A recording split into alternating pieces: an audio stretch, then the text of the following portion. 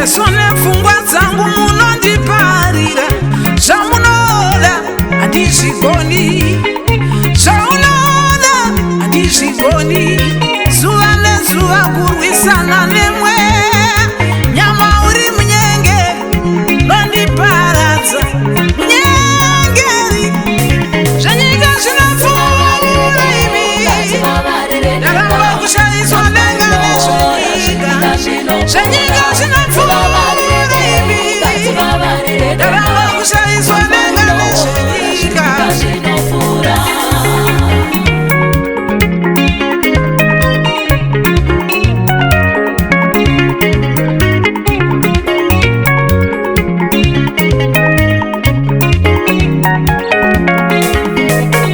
Zuro ndizuro akandikwezva mumatope, kundizvuzvurudza hezvo ndine mavanga. Nyama uri munyengeri unoda ndiparare.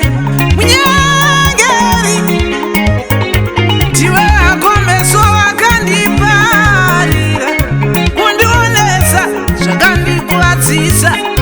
Nekuda kwako ndava chiseko chenyika. Uri munyengeri wakandiparira. Munyengeri zvenyika zvinopfuura imi, ndaramba kushayiswa denga nezvenyika. Zvenyika zvinopfuura imi, ndaramba kushayiswa denga nezvenyika.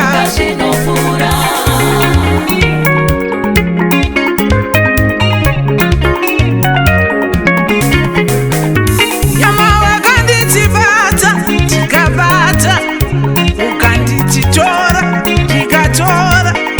Daisirai kupinzwa munyatwa. Nyama uri munyengeri kandiparira. Munyengeri moyo wangu wakatadza kugutsikana nezvindaive nazvo. Yezvo ndakazvidanira zvizere uriri. Uri munyengeri wakandipari.